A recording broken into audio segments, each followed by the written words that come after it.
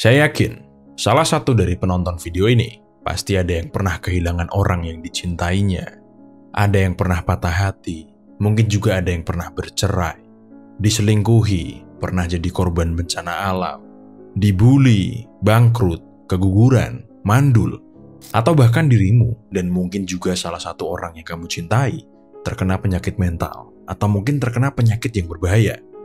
Dan yang terakhir, pasti ada juga yang sedang bertahan melawan keinginan untuk bunuh diri.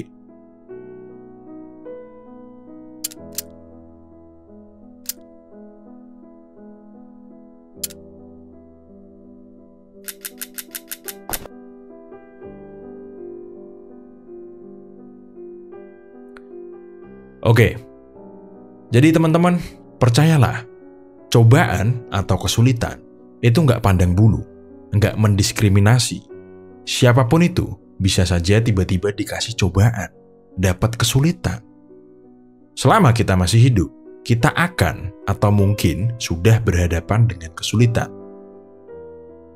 Sedikit bercerita, dulu saya ini sangat sukses. Meski sekarang lebih sukses ya. Saya ini berangkat dari keluarga menengah ke bawah. Setiap hari meski nggak kesulitan untuk makan, tapi makanan kami itu selalu sederhana. Motor cuma satu, dan jarang atau hampir tidak pernah liburan. Apalagi beli barang-barang luxury. Bapak saya, untuk menguliahkan saya dan saudara-saudara saya, beliau harus bekerja 3 job.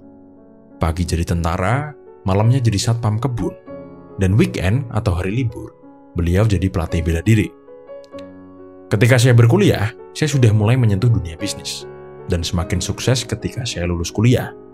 Titik puncaknya hingga pendapatan bapak saya selama 5 tahun, itu sama dengan pendapatan saya per bulan. Dan hidup saya mulai berubah. Saya hidup dalam kekayaan dan kemewahan. Saya bahagia. Lalu, tiba-tiba saya bangkrut. Hilang semua. Saya jatuh lebih miskin dari ketika saya masih hidup dengan orang tua saya. Bahkan saya punya utang banyak sekali yang mungkin di pikiran saya waktu itu nggak akan bisa saya bayar. Pada masa kebangkrutan itu, setiap hari saya denial, setiap hari saya bangun dengan kehilangan identitas saya. Saya merasa saya nggak kenal diri saya sendiri. Sebelumnya saya orang sukses, orang kaya, tapi tiba-tiba saya orang miskin dengan utang yang menumpuk. Rasanya itu seakan-akan dunia saya hancur. Perasaan yang sama ketika saya mengalami kehilangan ibu saya.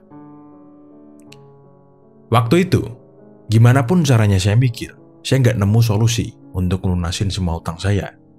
Bahkan saya didiagnosa oleh sahabat saya sendiri yang psikolog, saya memiliki tingkat resiko yang tinggi untuk terkena gangguan mental.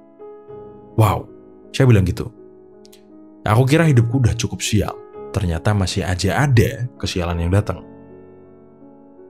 Karena saya sendiri dulu kuliah psikologi ya, jadi saya sedikit tahu tentang kondisi saya. Dan saya teringat 5 stage of grief, atau bahasa Indonesianya 5 tahapan duka. Anger, bargaining, denial, depression, and acceptance.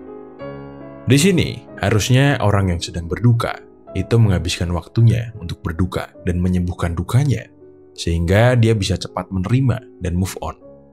Tapi kalau saya gitu, ya, siapa yang bakal bayar utang saya? Saya pun ngomong sama diri saya sendiri, saya harus bangkit. Pasti ada strategi yang bisa bikin saya keluar dari situasi ini. Belum terpikirkan, bukan berarti nggak ada. Saya butuh map, saya butuh kompas, yang bisa membantu saya untuk keluar dari situasi anjing ini. Dan kuliah kita hari ini akan membahas 3 cara yang selalu saya lakukan, yang selalu bisa menyelamatkan dan membantu saya untuk keluar dari masa-masa sulit. Strategi ini itu bisa digunakan siapa aja. Yang pertama, orang yang bermental kuat itu tahu dan paham bahwa ada hal buruk yang bisa datang dan tidak bisa kita cegah. Bukan berarti mereka ini welcome ya terhadap hal buruk, tapi mereka tahu dan menerima bahwa kesulitan, kesialan, dan apes itu bagian dari kehidupan. Jadi, jangan pernah berpikir gini, dari miliaran manusia, kok aku yang sial? Ingat omongan saya di awal tadi, kesulitan itu tidak mendiskriminasi. Dia bisa datang pada siapa aja, termasuk kamu. Dan pilihannya cuma dua, kamu berenang ke tepian atau kamu mau tenggelam dan tidak melihat matahari lagi.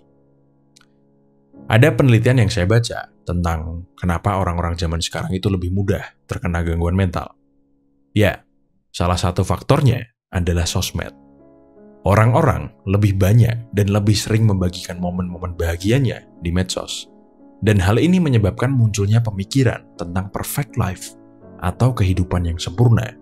Sehingga ketika kamu lagi sial atau lagi di masa sulit, kamu jadi merasa sendirian atau merasa iri karena orang-orang yang ada di medsosmu, mereka selalu terlihat bahagia. Jadi, kalian yang berpikir dan menganut tentang perfect life, percayalah, itu cuma bullshit. Yang kedua, orang yang bermental kuat itu tidak mudah kehilangan fokus. Mereka tahu bahwa, ya, ini terjadi.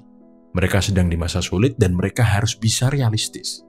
Jadi mereka bisa fokus pada hal-hal yang bisa mereka ubah atau bisa mereka lakukan sekarang. Sehingga mereka bisa segera keluar dari masa sulitnya.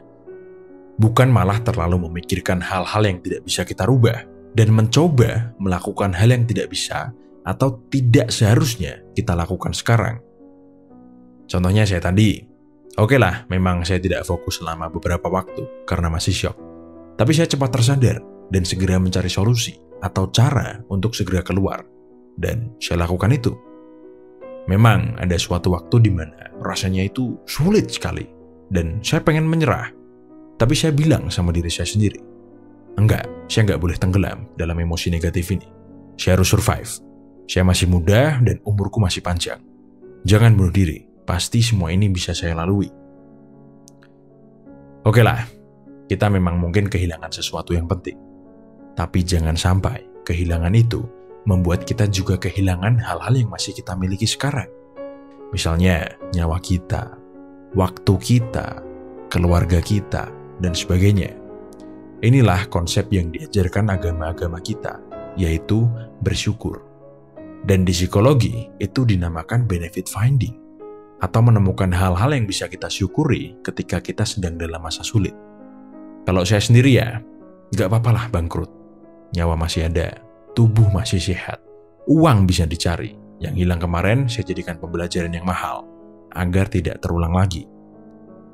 Selain itu, juga karena aset saya sudah habis semua ya, saya kembali ke rumah orang tua, dan saya jadi semakin dekat sama keluarga. Bersyukur itu secara psikologis adalah hal yang sangat powerful, yang bisa kita gunakan untuk menstabilkan diri. Jadi, jangan sepelekan ajaran agama, karena sejauh ini, semua agama yang saya ketahui, itu semuanya mengajarkan bersyukur.